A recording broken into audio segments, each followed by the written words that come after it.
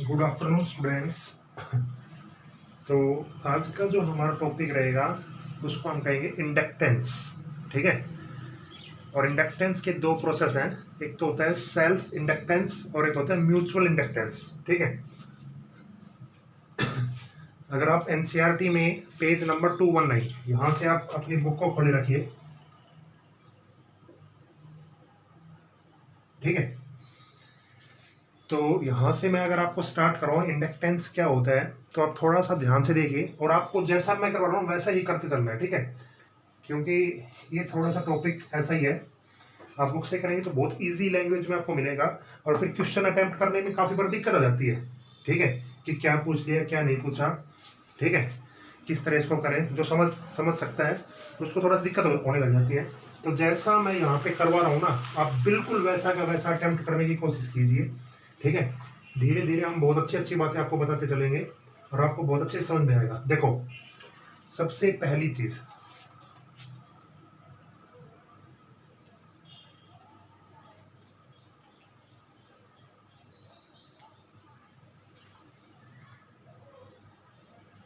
कोई दो लूप मैंने ली। ठीक है, ये मान लिया मैंने लूप 1 और ये है लूप 2। ठीक है, इस लूप के अंदर मान लेते हैं कोई हमने बैटरी लगा दी इस तरह की और इसमें करंट फ्लो करवा दिया ऐसा। ठीक है, बैटरी मैंने लगाई है वेरिएबल बैटरी। कैसी लगाई है? वेरिएबल। मतलब क्या है, आई जो करंट है, ठीक है, वो वेरी कर रहा होगा टाइम के साथ। बस आराम से ध्यान से सुनते रहिए, आराम से, बहुत अच्छी तरह आपको समझ में आएगा ये चीज़। ठीक है, बुक में काफ़ी इजी लैंग्वेज है। ठीक है, बस यही बता रखा उसमें बुक में, जैसे आप देखेंगे तो दो इंडक्शन होते हैं सेल्फ, एक तो खुद का इंडक्शन करवाना, एक म्यूचुअल इंडक्टेंस करवाना। ठीक है, लेकिन वो सफिशियंट नहीं है यहाँ पे। ठीक है, आपको हर एक चीज़ें पता होनी चाहिए। ठीक है, तो अब देखिए, ध्यान सुनिए।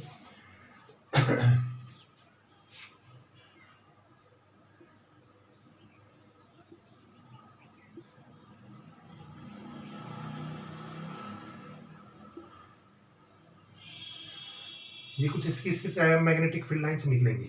ठीक है, तो ये लूप 1 है और लूप 2 है। ठीक है, अब दोनों को ध्यान से सुनिए। आप देखिए, एक क्वेश्चन मैं आपसे पूछना चाहूंगा, क्या इस लूप के करंट के कारण इस लूप के अंदर कोई ईएमएफ इंड्यूस्ड होएगा या मैग्नेटिक फ्लक्स आएगा? बताइए आप, क्या इस लूप के मैग्नेटिक फील्ड के कारण इस लूप के अंदर कोई मैग्नेटिक फ्लक्स चेंज होएगा? बिल्कुल होगा भाई। क्यों? क्योंकि इसके पास ये कॉइल रखी है और इसकी मैग्नेटिक फील्ड लाइन इसके अंदर से जा रही है। और हम लेंज लॉ में क्या पढ़ते हैं या फैराडे में क्या पढ़ते हैं, अगर किसी भी लूप के अंदर से मैग्नेटिक फील्ड का चेंज होएगा तो वहां पे फ्लक्स जनरेट होगा। वहां पे क्या जनरेट होगा? फ्लक्स जनरेट होगा। ठीक है, अगर मैं इस 2 कॉइल का, ये कॉइल 2 है, ठीक है, किसके रिस्पेक्ट में देखूं? 1 के रिस्पेक्ट में देखूं। ठीक है, ये बस यही अंडरस्टैंडिंग वाली बात है। यहाँ पे इसी में बहुत ज्यादा लोग कंफ्यूज हो जाते हैं और टॉपिक को गलत कराते हैं। फिर अब धीरे धीरे ध्यान सुनिए। इस फ्लक्स 2 का मतलब इस कॉइल 2 का अगर मैं फ्लक्स देखूं, ठीक है, तो कॉइल कौन सी है? 2। तो फ्लक्स इसका लिख रहा हूं मैं 2 का। किसके रिस्पेक्ट में लिख रहा हूं? किसके कारण चेंज हो रहा है? इसका 1 के कारण हो रहा है। ठीक है, वो किस पे डिपेंड करेगा? Is directly proportional to I1। ठीक है, इस करंट को मैंने मान लिया I1 है। ठीक है, इस तरह के फ्लक्स को हम कहते हैं म्यूचुअल फ्लक्स। इस तरह के फ्लक्स को हम क्या कहेंगे? Mutual flux. इतनी बात समझ गए? अब इस पर आइए, इस कॉइल के अंदर जब करंट वेरी कर रहा है टाइम के साथ, ठीक है, तो इसकी मैग्नेटिक फील्ड लाइन भी वेरी करेंगे टाइम के साथ। भाई एक चीज आप सोचो, देखो, करंट अगर चेंज हो रहा है, मतलब कभी इंक्रीज हो रहा है, कभी डिक्रीज हो रहा है, तो मैग्नेटिक फील्ड लाइन भी तो चेंज होगी। मैग्नेटिक फील्ड लाइन किसके स्ट्रेंथ पे डिपेंड करती है? करंट के स्ट्रेंथ पे। ठीक है, तो इसके कारण मैग्नेटिक फील्ड लाइन भी चेंज होगी, कभी कम कभी ज्यादा। इसका मतलब क्या है, इस कॉइल के अंदर भी फ्लक्स इंड्यूस्ड होएगा ठीक है, और वो कितना होगा, इसको मैं लिख रहा हूँ 511। पहली कॉइल की हम देख रहे हैं और किसके रिस्पेक्ट में देख रहे हैं, इसी कॉइल के रिस्पेक्ट में देख रहे हैं, ठीक है। वो भी डायरेक्टली प्रोपोर्शनल किसके होगा, मतलब जितना करंट चेंज होगा ना टाइम के साथ, जितना करंट चेंज होगा उतना ही फ्लक्स आएगा, उतना ही फ्लक्स आएगा। इस टाइप के फ्लक्स को हम कहते हैं सेल्फ फ्लक्स।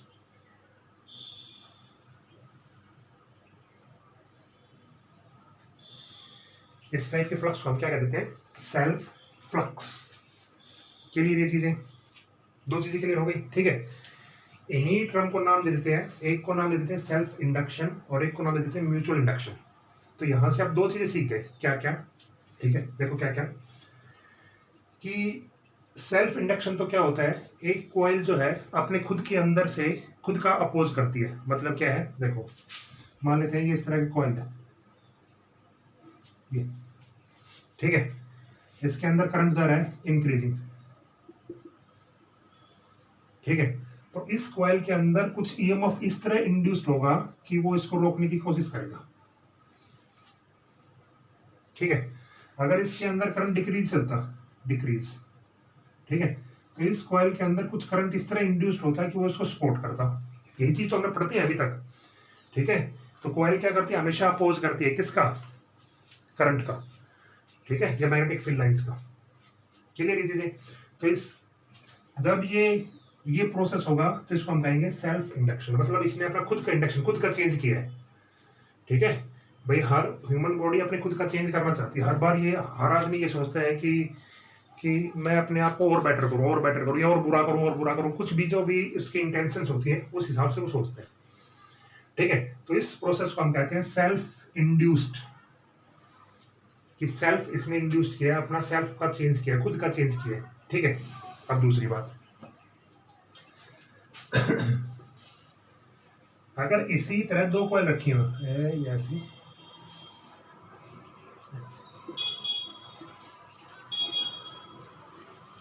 ठीक है, डायग्राम बनाने की जरूरत नहीं आपको, वैसे मैं समझाने की कोशिश कर रहा हूँ, ठीक है। अगर इसके अंदर से करंट चेंज हो रहा है, मतलब इसका करंट चेंज कर रहा है, तो जाहिर सी बात है इस कॉइल का मैग्नेटिक फील्ड लाइंस इंक्रीज होंगी, चेंज करेगा तो इंक्रीज होगा, तो दूसरे में क्या आएगा, करंट आएगा, अपने आप आएगा। गैल्वेनोमीटर आप लगा दीजिए यहाँ पे, आपको डिफ्लेक्शन दिखाई दे जाएगा। तो इसका मतलब ये खुद तो चेंज हो ही हो रहा था, लेकिन इसने किसको चेंज कर दिया, इस अपने पास बैठने वाली कॉइल को भी। इस तरह के प्रोसेस को हम क्या कहेंगे, म्यूचुअल फ्लक्स या म्यूचुअल इंडक्शन। समझ गए इस चीज को। आप इनकी दोनों की मैं डेफिनेशन लिखता हूँ, ठीक है। बिल्कुल सेम टू सेम आप इस तरह करते रहना, ठीक है। फिर आप अपने आप लिख देंगे, जो चीज पूछी जाएगी ना आप अपने आप कर देंगे, कोई दिक्कत नहीं है। देखो, an electric current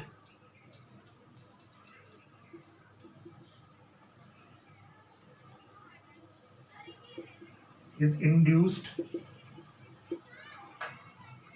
electric current is induced in a coil by the flux, in a coil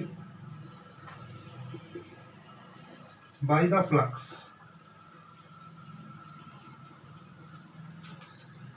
change produced by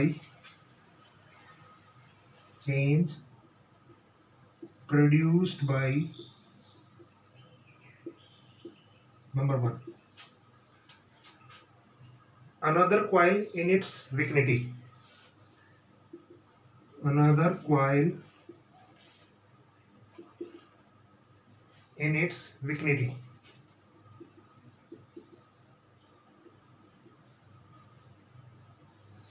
जिस प्रोसेस को हम कहते हैं म्यूचुअल इंडक्शन।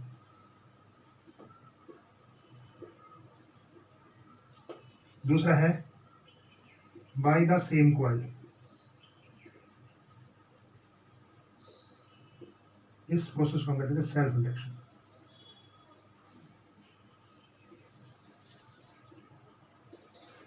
ठीक है, अब आपसे डेफिनेशन पूछ ली जाए म्यूचुअल इंडक्शन और सेल्फ इंडक्शन की, तो आप ये बताएंगे, ठीक है, क्या है। An electric current is induced in a coil by flux changes the flux produced by another coil in its vicinity. अगर इसके पास विसिनिटी का मतलब इसके पास, इसके नेबर में कोई कॉइल रखी होगी तो उसके अंदर भी करंट इंड्यूस हो जाएगा, ठीक है। उस प्रोसेस को हम क्या कहेंगे, mutual induction. With the same coil, मतलब अपनी खुद की कॉइल के कारण जो इंडक्शन हुआ है उसको हम कह देंगे सेल्फ इंडक्शन। तो दो प्रोसेस यहां से आपको समझ में आ गई, इतनी बात समझ में आ गई आपको, ठीक है। अब ठीक है, तो इस कांस्टेंट को जब हम हटाते हैं, चलो ये बाद में आता हूं, पहले एक चीज और सीखते हैं बहुत अच्छी सी, देखिए क्या है।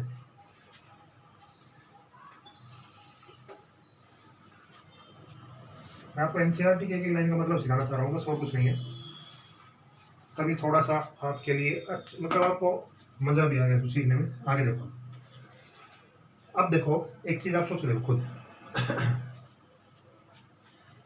अब मान लेते हैं इसमें आपसे ये पूछ लिया जाए, ठीक है, कि इन दोनों लूप के अंदर नेचर कैसा है, नेचर ऑफ द लूप।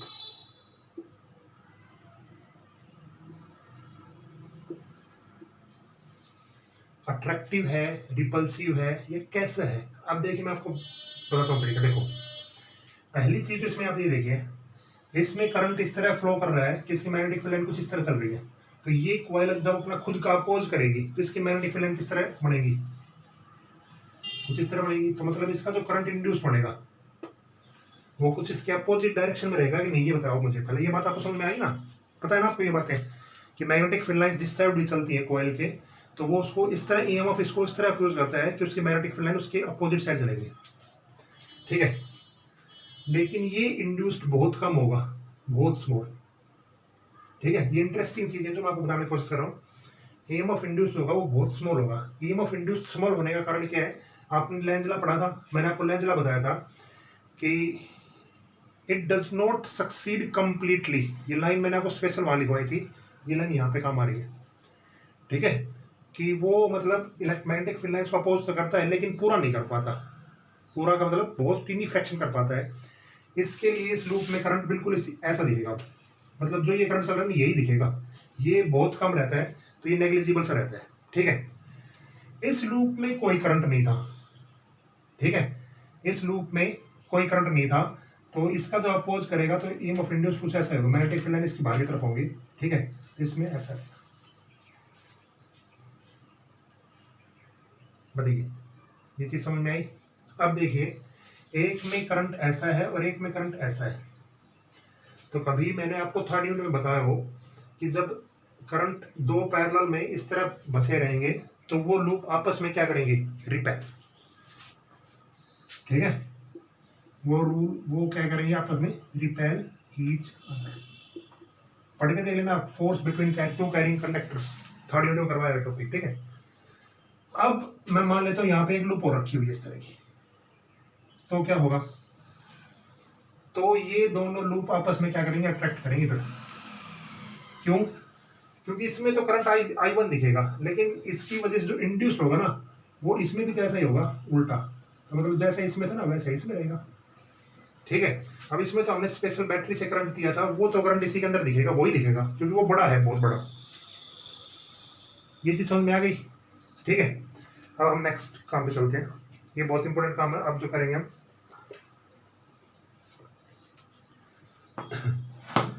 अब जो टर्म है नेक्स्ट है वो है फ्लक्स लिंकेज, फ्लक्स लिंकेज, ठीक है। एनसीईआरटी में अगर आप पढ़ेंगे तो स्टार्टिंग में देखो मैं आपको पढ़ के बता देता हूँ क्या लिख रखा है। An electric current can be induced by coil, flux changes by produced by another coil in its vicinity, और flux change produced by the same coil, ठीक है। क्या कर रखा है पहले लाइन में, जो अभी तक मैंने बताया था ना कि एक तो क्या कर रखा है another coil in its vicinity, और एक क्या कर रखा है by the same coil. These are situated by described separately in two sub section. इनको हम दो सब सेक्शन में चेंज कर सकते हैं, एक म्यूचुअल में और एक सेल्फ में, ठीक है। और इसमें जो फ्लक्स इंट्रोड्यूस होगा वो हमेशा डायरेक्टली प्रोपोर्शनल किसके रहेगा, जो करंट हमें प्रोड्यूस हुआ है उसके लिए, ठीक है। उसके बाद अब ये अगली लाइन में ये आता है कि अगर n टर्न्स है, ठीक है, मान लेते हैं इस कॉइल के अंदर n1 टर्न्स है पहले लूप के अंदर, और दूसरे लूप के अंदर टर्न्स है n2, ठीक है। तो फ्लक्स लिंकेज क्या होता है, number of turns phi B और number of turns phi B, दोनों लूप के लिए, ठीक है। अगर फ्लक्स को हम नंबर ऑफ टर्न से मल्टीप्लाई कर देते हैं तो वो होता है फ्लक्स लिंकेज, मतलब इसके साथ पूरा कनेक्ट हो गया, पूरी लूप के साथ N1 टर्न के साथ हमने मल्टीप्लाई कर दिया तो पूरा कनेक्ट हो गया, ठीक है। तो ये भी डायरेक्टली प्रोपोर्शनल किसके था, I1 के, और ये भी डायरेक्टली प्रोपोर्शनल किसके था, I1 के, दोनों I1 के, ये प्रोपोर्शनल रहेंगे, ठीक है। तो इसको हम क्या कह देंगे, सेल्फ फ्लक्स लिंकेज, और इसको हम क्या कह देंगे, म्यूचुअल फ्लक्स लिंकेज, ठीक है। सेल्फ फ्लक्स लिंकेज और म्यूचुअल फ्लक्स लिंकेज, क्लियर ये चीजें। अब आगे बात आते हैं इंडक्टेंस पे, ठीक है। देखो अब इसको मैं मिटा रहा हूं, ये सिर्फ समझाने का तरीका है यहाँ तक। अब एनसीईआरटी में देखेंगे तो आपके पास सबसे पहला टॉपिक मिलेगा म्यूचुअल इंडक्टेंस।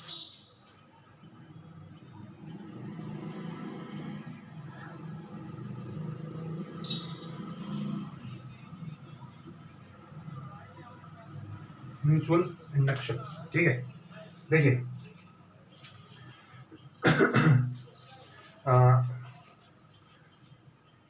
अच्छा, बुक में आपको सबसे पहले मिलेगा सेल्फ इंडक्शन, हर बुक में तकरीबन आपको सेल्फ इंडक्शन दिया मिलेगा, ठीक है।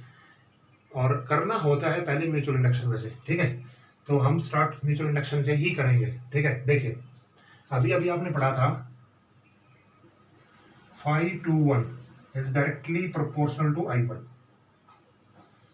ये पढ़ा था आपने, ठीक है। इस प्रोपोर्शनली साइन को जब हम हटाते हैं तो कोई कांस्टेंट लगाते हैं और उस कांस्टेंट का नाम यहाँ पे m है,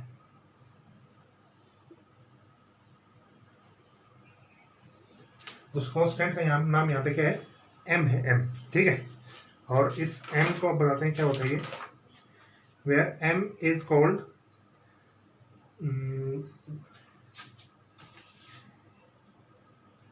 where M is mutually induced EMF, ठीक है, या म्यूचुअल इंडक्टेंस या कोफिशिएंट ऑफ म्यूचुअल इंडक्टेंस, ठीक है। इसको ये भी नाम देते हैं,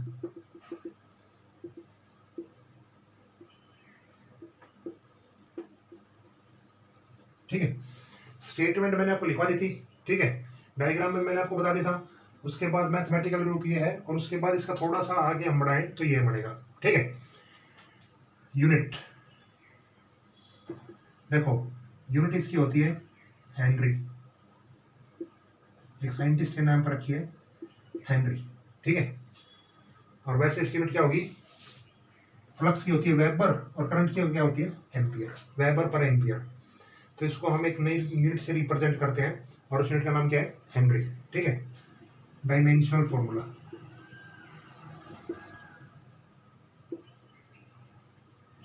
देखो फ्लक्स का डायमेंशनल फॉर्मूला क्या होता है मुझे बताइए आप, M1L2 T-2 और A-1, और ये करंट ऊपर आएगा तो ये भी A-2, ठीक है। बस यही है म्यूचुअल इंडक्शन, केवल इतना ही अभी तक, ठीक है। क्लियर है चीजें यहाँ तक। आज इसकी हम एक एप्लीकेशन करेंगे, बहुत अच्छी एप्लीकेशन है, और वो एप्लीकेशन है 6.9 एग्जाम्पल की, मतलब ये एक्सप्रेशन है, अमेरिकन नहीं है,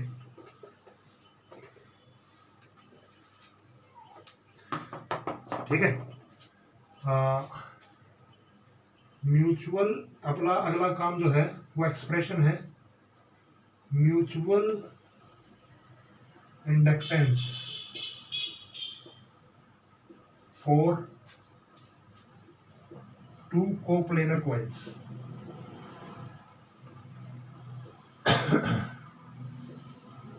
ठीक है। कोप्लेनर का मतलब कंसेंट्रिक कॉइल, ठीक है। कंसेंट्रिक का मतलब, अब देखिए एक डायग्राम बनाता हूं मैं पेपर सामने, ये कॉइल है बीच, करने का मेथड आप समझना, ठीक है, क्योंकि इससे अगला भी एक, ये दोनों टॉपिक बहुत इंपॉर्टेंट है। एक अक्सर मतलब तकरीबन हर बार, पिछली बार भी आया था, और ये हर बार पेपर में तकरीबन सेल्फ इंडक्शन या म्यूचुअल इंडक्टेंस में से एक क्वेश्चन पक्का आता है 3 नंबर का थ्योरेटिकल। तो आप इसका करने का तरीका देखना। देखो, 2 कोप्लेनर कॉइल है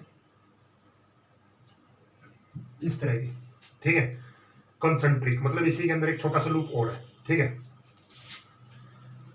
इस बड़े वाले की रेडियस है कैपिटल आर, इस छोटे वाले की रेडियस है स्मॉल आर, ठीक है। Where R is much less than capital R, ठीक है, R is much less than capital R, ठीक है। इस ऊपर वाले की नंबर ऑफ टर्न्स है n1, अंदर वाले की नंबर ऑफ टर्न्स है n2, ठीक है, समझ गए, ठीक है। आप इसको सोल्व किस तरह करें, तो इसको 3 स्टेप में सोल्व करना तरीका बताता हूँ। पहला स्टेप नंबर 1, ठीक है, रन ए करंट, ठीक है, any one of the 2 coils. सभी में ऐसा ही करना है। अब अगला जो काम करेंगे वो भी ऐसा ही, run a current any one of coil and write expression for B।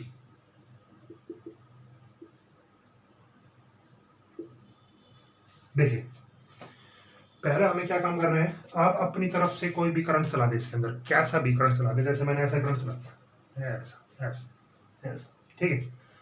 तो उसके बाद इसका एक्सप्रेशन लिखना है बी के लिए। अब ये कॉइल आपको दिख रही है सर्कुलर कॉइल, कैसी कॉइल है ये, सर्कुलर कॉइल, कैसी कॉइल है ये, सर्कुलर कॉइल से, ठीक है। तो इसकी जो मैग्नेटिक फील्ड बनेगी वो ऐसी बनेगी, यहाँ पे ऐसी, ठीक है, मैग्नेटिक फील्ड ऐसी बनेगी। तो आपने एक चीज पढ़ी है कभी, magnetic field at the centre of circular coil, 3rd into में आपने पढ़ा था, ठीक है। आप तो इतनी दूर पहले की बातें कहाँ याद रहेंगी, नहीं, लेकिन जो पढ़ रहा होगा उसको जरूर याद रहेगी, ठीक है।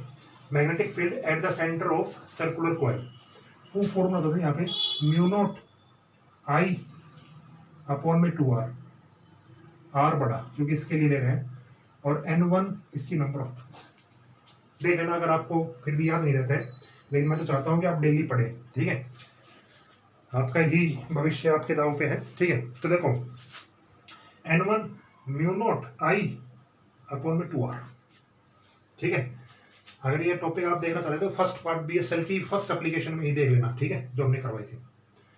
तो हमने पहला काम कर दिया है, run a current through any one of the coil and write expression for B, ठीक है। उसके बाद अच्छा, इसमें एक बहुत ही बड़ी अच्छी चीज ये है कि आप इस कॉइल में करंट अगर जनरेट कर दें, ठीक है, तो आप बाहर वाली कॉइल का मैग्नेटिक फील्ड नहीं लिख सकते। क्यों? क्योंकि ना तो वो इसके एक्सिस पे है और ना इसके सेंटर पे। अब इस लूप को तो हम ये मान लेंगे कि तो बहुत छोटी लूप है, तो इसके सेंटर पे ही है, नहीं समझ रहे इस बात को। इस कंडीशन का मतलब यही है कि ये लूप इसके सेंटर पे ही है, इसके लिए भी इसका मैग्नेटिक फील्ड इतना ही रहेगा, ठीक है, समझ गए। तो यहाँ पे पहला स्टेप हमने किया, B is equal to mu naught I n1 upon में 2r, ओके, 2r r बढ़ा रही है। अब दूसरा स्टेप आप क्या लिखेंगे, right magnetic flux through second coil, right magnetic flux through second coil. देखो किस तरह लिखेंगे हम, phi B is equal to, magnetic flux क्या होता है, बी ए खाली बी ए, ठीक है। अब देखो फाई बी, बी तो इस लूप के लिए भी वही है क्योंकि ये छोटी सी लूप है, तो इसके एक्सिस भी यही आ रहा है, mu naught I n1 upon में 2r, ठीक है, इसके लिए स्मॉल आर।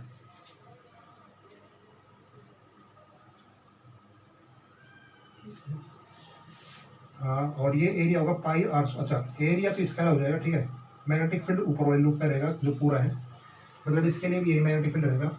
अगर मैं इसको नंबर ऑफ टर्न से मल्टीप्लाई कर दूं, क्योंकि दूसरी लूप काम निकाल रहे हैं, तो N2। दूसरा स्टेप समझ में आया आपको? नहीं, देखो पहला स्टेप तो हमने ये लिखा, दूसरा इस लूप के लिए अगर मैग्नेटिक फ्लक्स लिखना चाहो तो phi B is equal to B A N two. ठीक है, N2 नंबर ऑफ टर्न्स दूसरी कॉइल के लिए, और बी ए उसका एरिया होता ही है, बी इंटू ए। बी इसके लिए भी यही है, और एरिया इस लूप, छोटी सी लूप का एरिया कितना होगा, पाई आर स्क्वायर। ठीक है, थर्ड स्टेप, लास्ट स्टेप है, बाय द डेफिनेशन ऑफ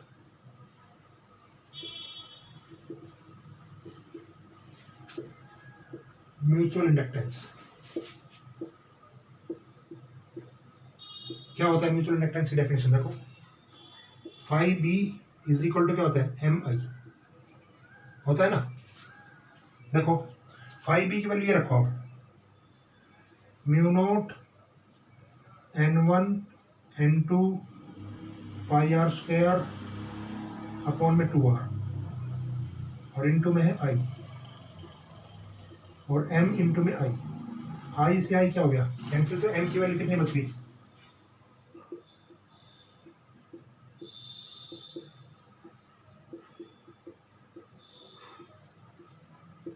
बस। क्लियर ये चीजें यहां तक, ये समझ में आ गया ना यहाँ तक? ठीक है, अब इसका मेथड देखो क्या है। ये जो म्यूचुअल इंडक्टेंस है, क्या करंट पे डिपेंड कर रहे हैं? करंट पे डिपेंड नहीं कर रहा भाई ये। ठीक है, म्यूचुअल इंडक्शन करंट पे डिपेंड करता है, इंडक्शन चेंज करवाता है, लेकिन म्यूचुअल इंडक्टेंस जो है ना, वो करंट पे डिपेंड नहीं करता, एम।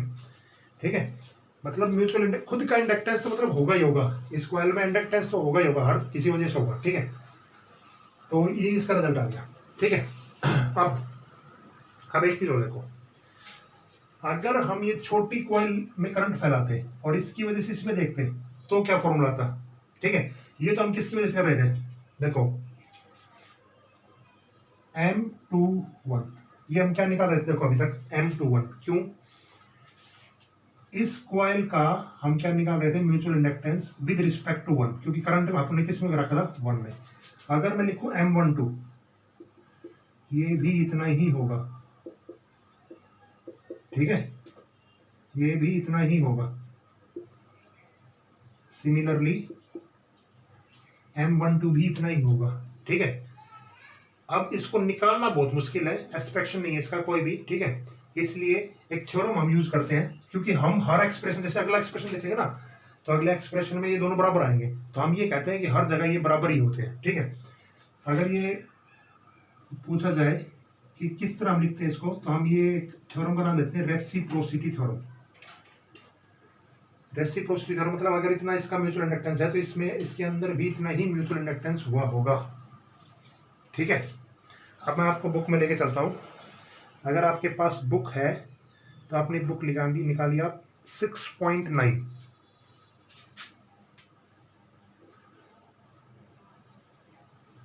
ठीक है, ये क्वेश्चन काफी बार पूछा जा चुका है, 6.9। ठीक है, तो ये इसका पूरा एक्सप्रेशन है 6.9 का। क्लियर ये चीज हो गई ना, समझ में आ गया ना आपको अच्छे से? फिर भी आपको कोई डाउट लगे तो आप इसमें से पूछना आराम से, कोई दिक्कत नहीं, लेकिन मेरे ख्याल से अब भी आपको समझ नहीं आएगा तो फिर नहीं आएगा। ठीक है, अब एक छोटी सी चीज होगी इसमें, बहुत अच्छी चीज है, वो भी काफी बार पूछ लेते हैं। तो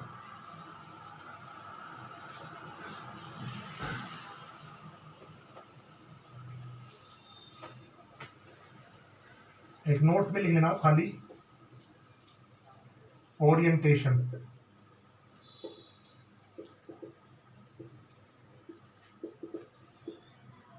रिलेटिव ओरिएंटेशन, ये रिलेटिव ओरिएंटेशन ऑफ कॉइल। ठीक है, इसका मतलब देखो क्या है, इसका मतलब ये है, अब तो ये कॉमन एक्सिस पे रखी हुई थी। ठीक है, लेकिन अगर मैं इस लूप को लिख लिया हो ना अपने यहां तक, तो अगर मैं इस लूप को ऐसा रख दूं तो म्यूचुअल इंडक्टेंस कितना होगा? इस केस में म्यूचुअल इंडक्टेंस होगा 0। ठीक है, अगर मैं दोनों लूप को परपेंडिकुलर रख दूं तो। ठीक है, लूप 1 और लूप 2। क्यों? देखो, इसका मैग्नेटिक फील्ड इस तरफ और इसका एरिया वेक्टर ऊपर की तरफ। ठीक है ना, पहले तो क्या था, एरिया वेक्टर देखो इस साइड कर देते ना तो एरिया बाहर की तरफ, अब ऐसा कर दिया तो एरिया ऊपर की तरफ। दोनों के बीच का एंगल कितने डिग्री हो गया, 90। फ्लक्स बी ए कोस थीटा और कोस 90 वाली कितनी होती है, 0, तो फ्लक्स 0 तो एम बी 0। ठीक है। और देखो थोड़ी सी, अगर मैंने इसको कुछ ऐसा रख दिया, ऐसा ऐसा मतलब छोटी छोटी सा एंगल पे इस तरह, और ये एंगल दे दिया 60 डिग्री, तो क्या होगा, 60 डिग्री अगर हम दे देंगे ना तो यहाँ पे cos 60 आ जाएगा, और cos 60 की वैल्यू कितनी 1/2, तो 1/2 मतलब यहाँ पे 4 आ जाएगा, 2r की जगह 4। ठीक है, तो ये relative orientation of the coordinate. तो आप, आई होप आपको बहुत अच्छी तरह समझ में आया होगा। ठीक है, आप इसी तरह ही इसको मेंटेन करना। कल का जो हम काम करेंगे वो आपकी बुक में एक्सप्रेशन है कोएक्सियल सोलिनॉइड्स का। अभी तक हम क्या कर रहे थे, कोएक्सियल कॉइल्स का, ये तो एक सर्कुलर कॉइल ले रहे थे हम। ठीक है, अब हम करेंगे सोलेनोइड का अगला काम। ठीक है, अगले क्लास में सोलेनोइड करेंगे, फिर उसके बाद सेल्फ इंडक्शन, तो 2-3 लेक्चर और लगेंगे, उसके बाद इसको कंप्लीट करके इस चैप्टर को। ठीक है, धीरे धीरे आप मेरे ख्याल से अच्छा समझ पा रहे होगे, इस चैप्टर को बहुत अच्छा कर पा रहे होगे। ठीक है, लेकिन रेगुलरिटी आप बनाए रखो। Okay, good bye.